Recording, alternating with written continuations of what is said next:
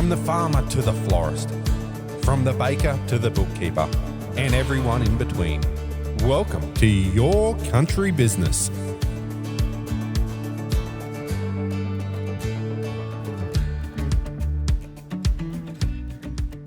Welcome to Your Country Business, the show that is all about business in the bush, where we share the stories of the hard-working business owners and community leaders that make up the communities of rural and remote Australia.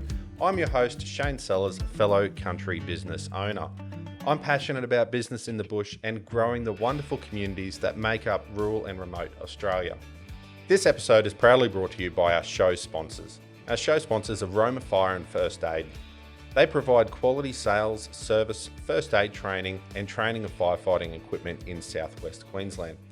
Our other show sponsor is ClearLogic Solutions, who provide professional business solutions in work health and safety, HR, recruitment, business planning and mentoring, and in business promotion through videography and also training solutions. Welcome to episode 5 of Your Country Business, where we're chatting with Mick and Mardi Henricks from The Farmer's Forge. Super excited to talk to these guys. They're in the business of crafting some beautiful hand-forged tools based on their family business just outside of Roma in southwest Queensland. With their 3 boys, these guys are creating a truly awesome business that is something very unique and different. This is our first duo interview, husband and wife team. It's going to be great to hear both sides of the story about what it takes to kick a business off the ground and keep it going. Let's go.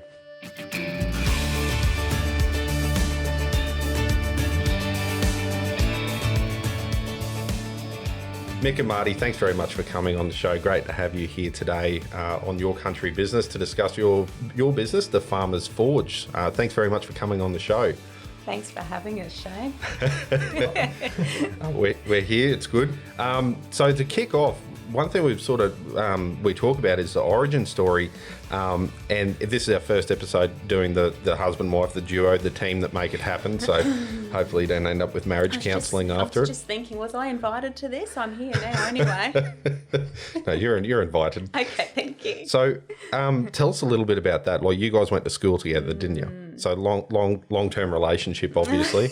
How did you meet? Like, well, we actually went, so I was in the grade above Mick at school, and we actually were in the composite class together a couple of years. Grade 4, 5. Anyway. 6. Yeah, so I left Roma when I was in grade 10 and tried to get away, but then old mate here ran into him and, ended up moving back here. You got us stuck here now?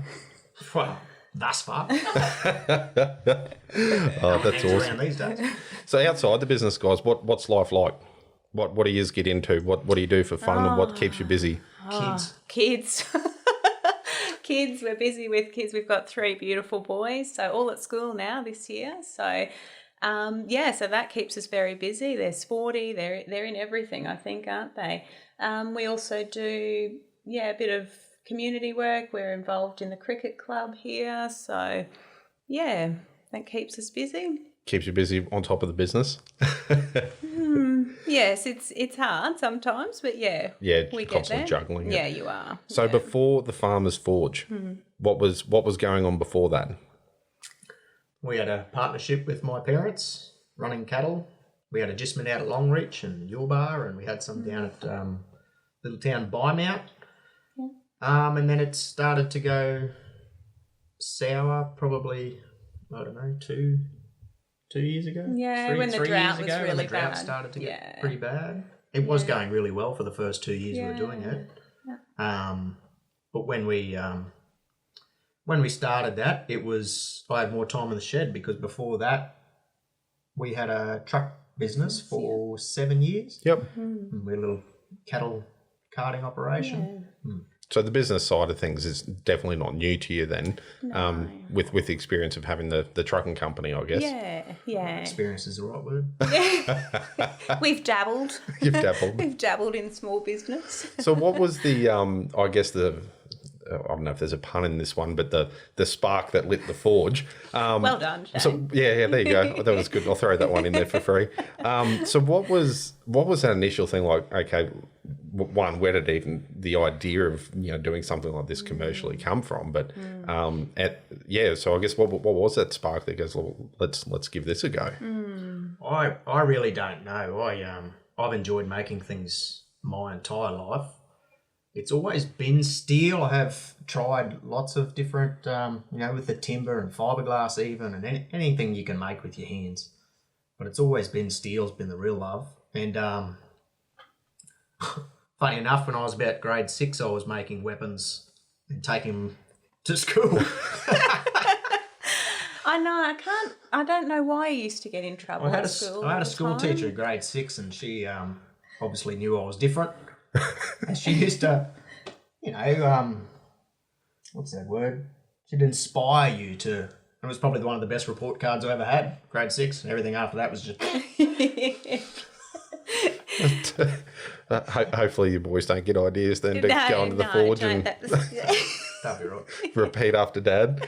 Righto, so definitely lifelong, sort of passion in that area then. Yeah, you get married, you have kids, you think you try and do the right business to earn the right amount of money, and I don't know, we were probably in something that was sucking our souls away.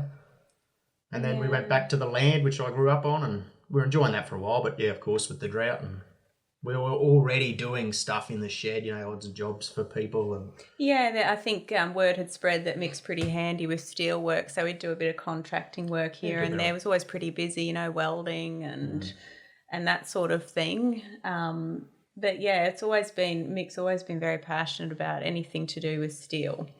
And I actually had a birthday, I don't know, it was about 11 years ago. Marty bought me a gift voucher to go do a blacksmithing workshop. Yep. And I went and did that, and then that was it. It was just in my mind forever, really. You're hooked on it. Yeah. And then, of course, after that was when the truck happened, and didn't really get back to it. Yep. And then, about 3 years ago, I'm like, no, I'm going to build a forge, I'm going to build that and this. And do you think it was the creative side that hooked you into it a bit more than your ordinary steel fabrication work sort of thing? Or it's like, without taken away from a lot of boilermakers, because they're pretty incredible with what they do, but blacksmithing can take you it's further.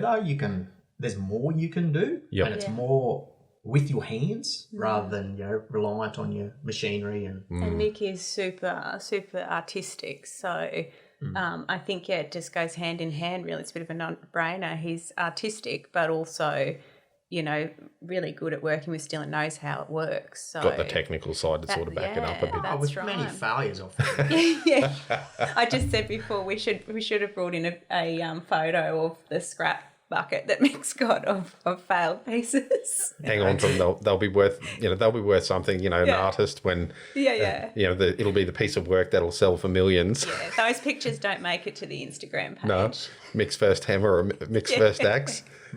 Plenty of trial and error. First lump of steel that has a handle attached. Oh, that's cool. So, so I guess you've developed that passion and learning that skill. What was sort of was it doing some of the work for friends and family and that sort of stuff, doing that and then going, well, hey, we could actually potentially take this a little bit further? Yeah, I had best friends of mine. They were like, oh, can you make a hammer for my father for his 60th? And I'm like, oh, that's a really cool idea. And they said, oh, can you put his name on it? Yeah. So we did, and of course, once his father received that, he's like, oh, can you make something for the boys? And, we made one for them, and then, the word slowly spread around. And then Marty's like, oh, maybe we should start a Facebook page. I'm like, no. Mick wasn't on Facebook before this. He refused, to be honest. So no. I've only been on Facebook since this business started. And So do you have your own Facebook account now? I don't look at my personal one much. No. Don't send him anything on there. Doesn't look at it. But I never realised how many people out there are interested in it like I was. And just opened my eyes, blown away. And I don't know where I was going with that.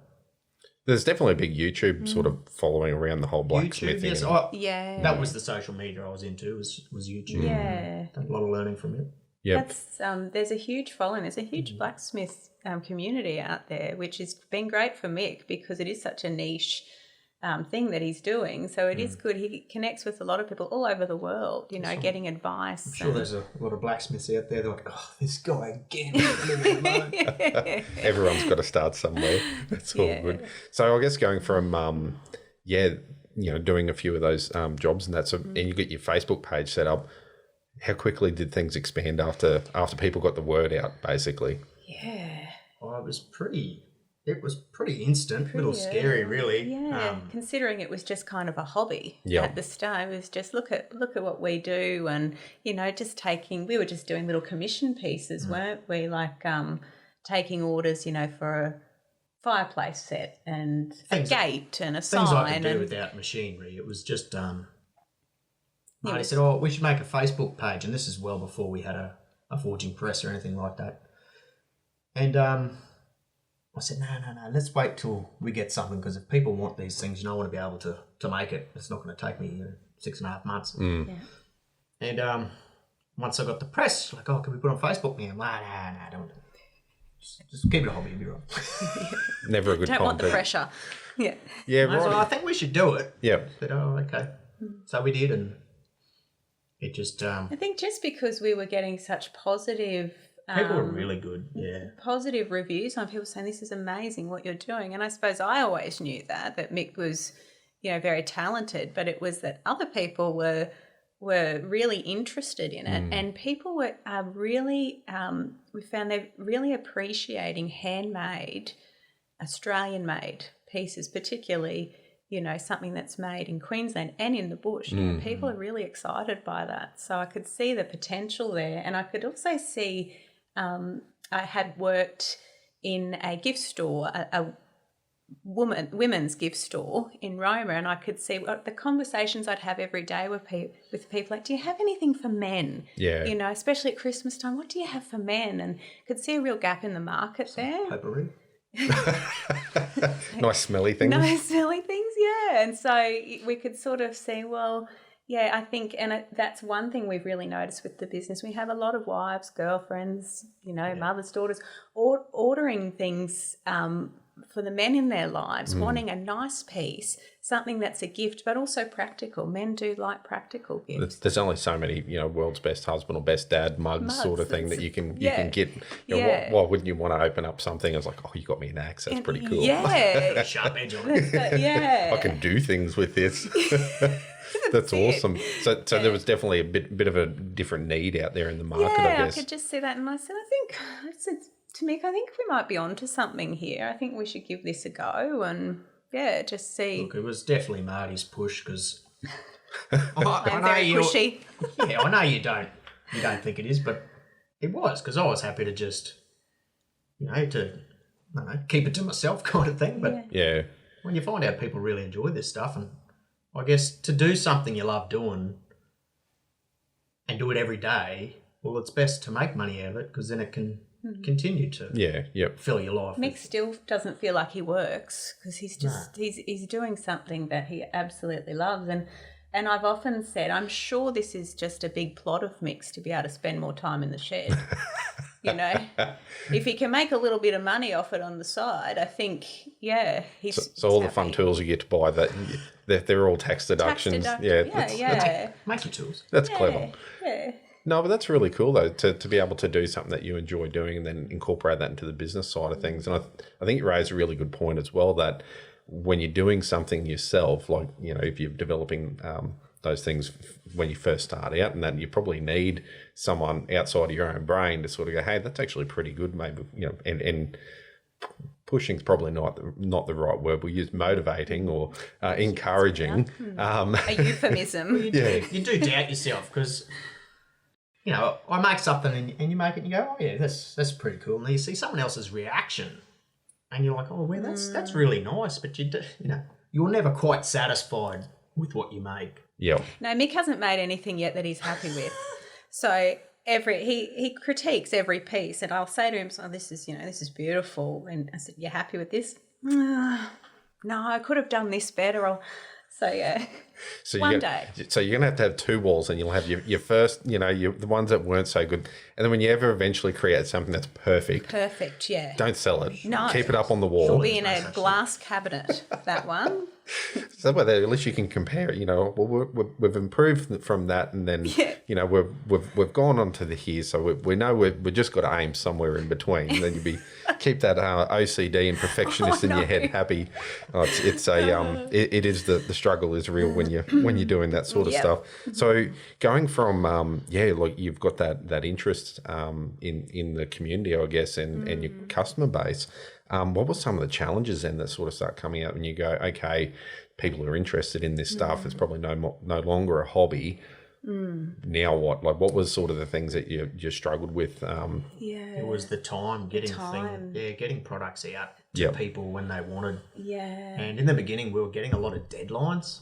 So people asked, can we have it by this date, this date, this date? And that just became... It was like this huge overhead all the time, and it was kind of, you got to get it done. And because it was so new as well, we didn't really know how long it would take. We were estimating, saying, I think we can have it, for your husband's birthday by this stage, but not sure. And we still are struggling with that too, because essentially we're a one-man show here, really. Mick's the one making the products. And at the end of the day, it is blacksmithing. It's not traditionally a fast trade. So even though we have got the modern machinery to help speed things up, it still is a relatively slow process. And that's the beauty of it, really, is that it's a handmade piece. So, like currently we have an 8-week build time, so with our orders. So we're that busy, and it does take some time. So, that's kind of what we're struggling with at the moment, getting that build time down. So, and that'd be a hard trade-off too, because like you said, your product it is unique, it is handmade, it is that, the thing that makes it good is the fact that it's time and love and, and your eye has gone over it to make it what it is. And then to try and put that into a business sense, that's great, Mick. And you probably had these conversations in your head.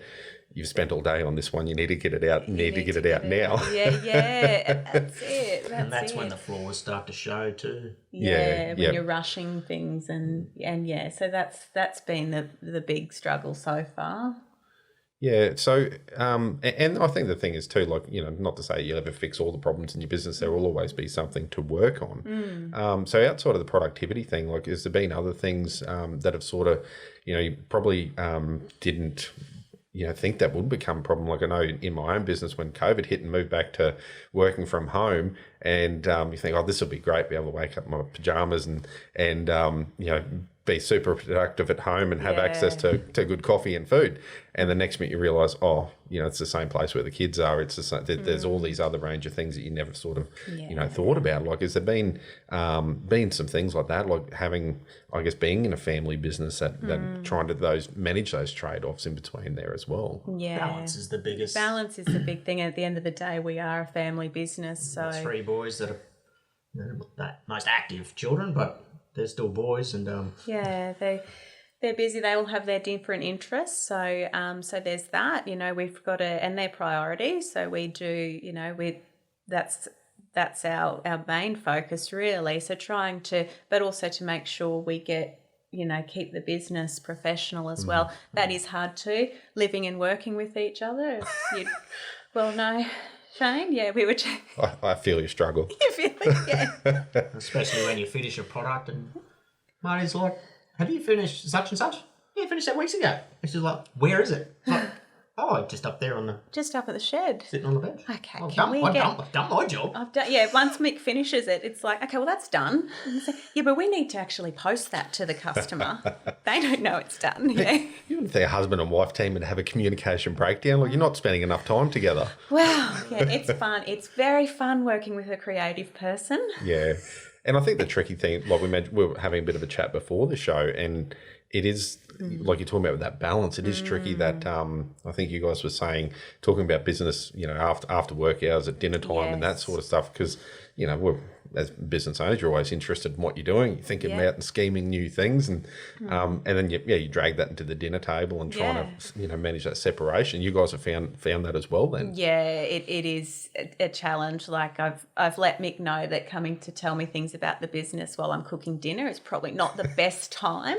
It's when all the best strategic plans are made. Yeah. Come on. Yes. In my mind, though. Yeah, it's when Mick comes out of the shed and he's been thinking about these things all day, and I just say, hey, can we just put a pin in that? We'll come back to that later. So yeah, there is that trying to separate that, and our office where I work from is in the home as well. So it is hard. It's always there. So that's one thing we are working on at the moment, is to try and get Separated. Yeah, get to even just a demountable space just for an office and a mail room, just so we can have, because we are getting more and more mail order. So there's that. The other thing, a struggle we've had recently is, cutting this build time down, so more machinery. However, we're on a property and the shed that we're operating out of uses solar power. So this is a challenge too. More machinery means it's draining that solar battery more. It's a big unit. It's fine while the sun's shining. But yeah, some of the machinery takes a 3-phase power, which just isn't possible unless you spend a lot of money on a big generator. Yeah, yep. So running tools all at the same time does become difficult. And that'd always be sort of churning around your head. Like you would always be thinking about things of how I could do this quicker, how I could do it different. Like I was looking at your Facebook page there this morning. I think you made a shelf for your brush, and there was something else on there. And the hammer. Yeah. I think the post was somewhere. I was sick of trying to pick this stuff up. I drop it at least 50 times. Which would be tricky because, and that is one of the issues, like, especially if you're living further away from a town where you don't have access, like, 3-phase power and stuff like that. And you'd always be thinking about how I can do things quicker and make it, life easier, like your little tray that you made. So I can understand that would be a bit tricky, and you'd always be, churning that in your head, like your power issue. And, it's just one of those things that's probably always turning over. It limits the machinery you can get to. Yeah, we've had to go, like Mick wanted a bigger power hammer, but we had to, downsize a bit because it just wasn't going to cope. So there's that, not only do we live in a regional area, we're also off-grid, which has been fine while we've had, the primary production. It's a great lifestyle choice. But, running a business from there, certainly. We'll just keep the overheads down. Yeah, but we want to stay there. That's right. We do want to stay, at least for the next 3 years, we want to operate out of this space just till we can really, we've only been operating for over 12 months. Set our business in stone kind of thing. Yeah. Always developing problem-solving skills then. It is, yeah. You think you fix one problem, but now this has happened, right? How can, so you're constantly thinking outside the box, but you still have to be within the confines of, what you have to deal with, really. Yeah. Which I guess one of the benefits of, business, as frustrating as it can be, it does, you really put your problem-solving hat on as well. Yeah. So I know we're talking again before the show there, some of the benefits of being in the bush, and you guys mentioned the support of community. How have you sort of found that in your business starting off? Yeah, geez, this Roma's been great, hasn't it? Like the support we've had. And, we really noticed it when we did our first markets at Easter in the country.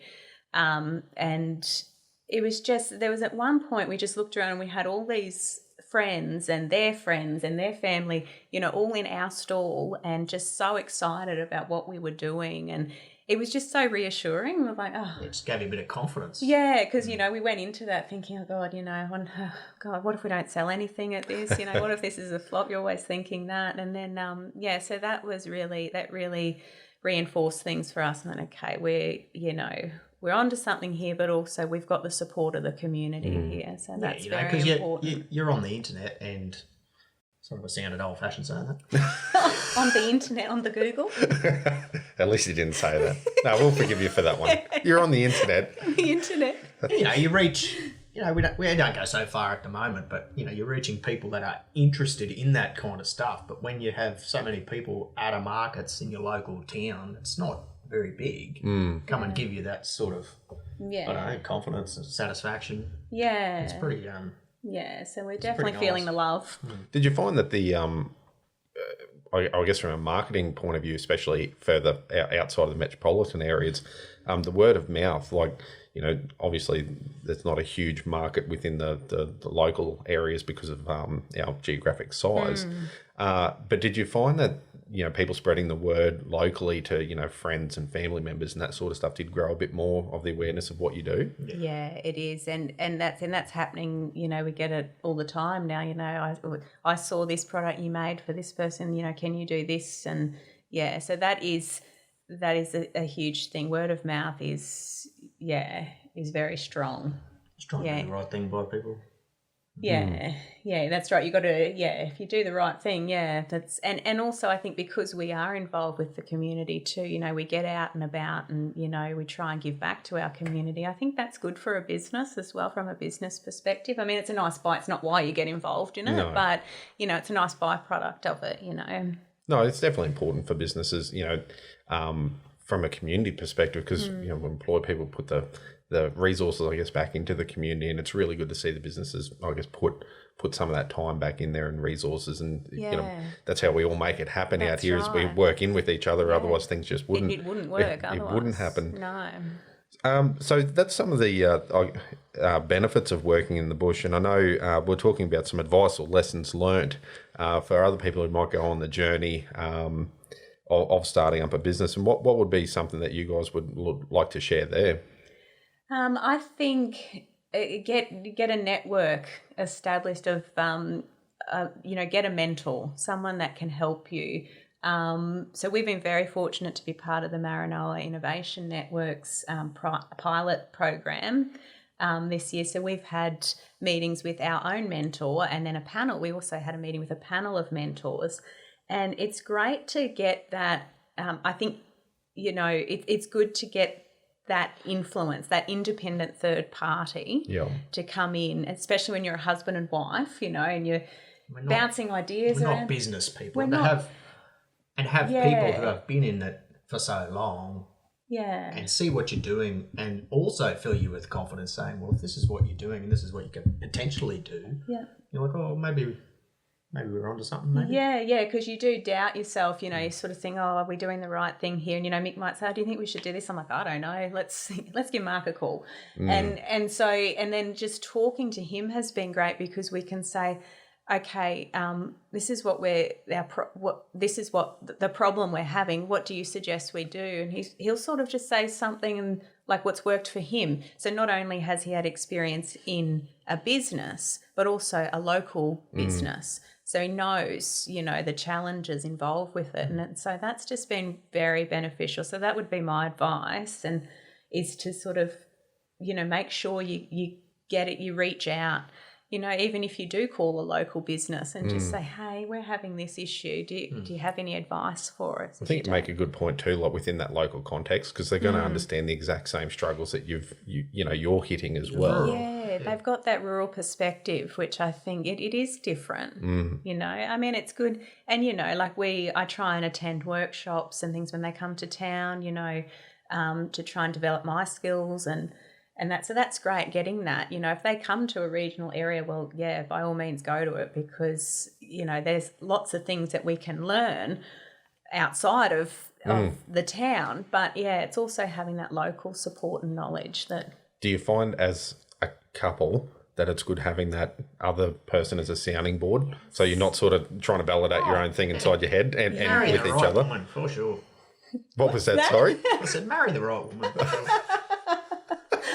Nice. we have that on recording. I'll give you a copy of it. Thank you very much. Over and over. Over and over. It has helped, because, yeah, as I said, like the two of us can sit there and sort of hum and ha. Then we'll say it out loud to someone else, and they'll just have a common sense approach to it. So, well, have you tried this? And it just, we go, oh yeah, okay, let's do that.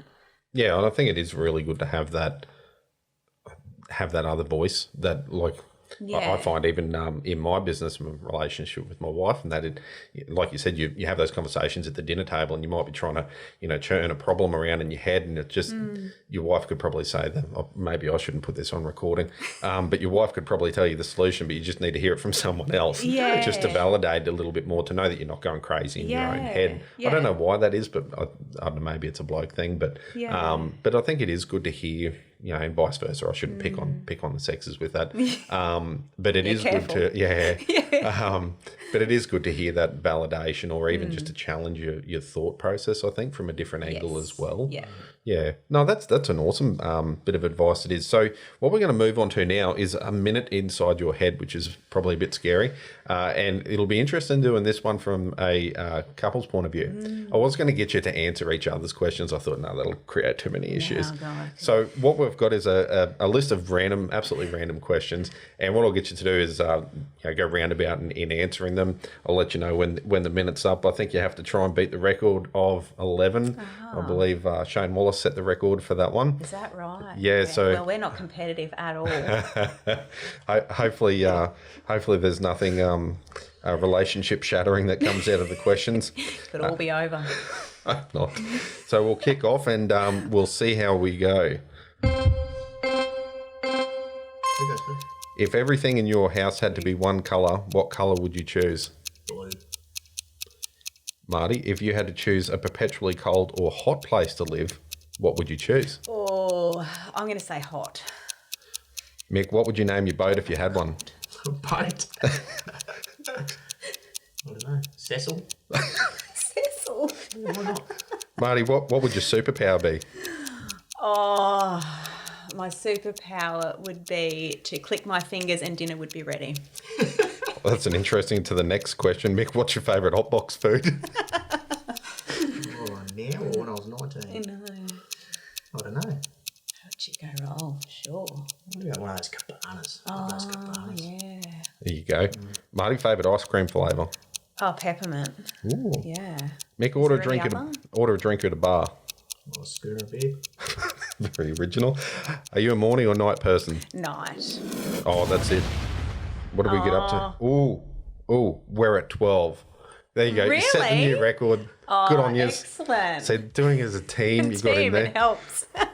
No, I feel like we cheated. No, absolutely not. No. I can officiate this one. Okay. That's Anyone get to 40?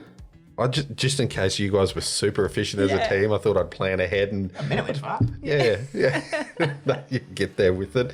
No, that's awesome, guys. Well, thanks very much for coming on the show here today. One thing we'll wrap up with: if people want to find more about the Farmers Forge and what you guys do, where's the best place for them to find out more info? Yeah, well, at the moment, we're just on the socials. So on Instagram and Facebook. We do have a landing page for our website, thefarmersforge.com.au. We are in the process of getting the online store sorted there as well. But yeah, for now, we just answer through our Facebook and Instagram pages. Right on. Yep. Awesome. I love what you guys do. It's going to be awesome to see where you end up and what happens with setting up a blacksmithing forge out in the bush and the awesome products you guys make. So looking forward to see what happens in that space. And thanks very much for sharing your story on the show. Thank you, Shane. Thank you for having us. Oh, good. Thanks, guys. Thanks for listening. If you enjoyed the show, pop over to Facebook, Instagram, or YouTube. You can find us at Your Country Business and follow us so you don't miss an episode. Until next time, enjoy living and loving life in the country.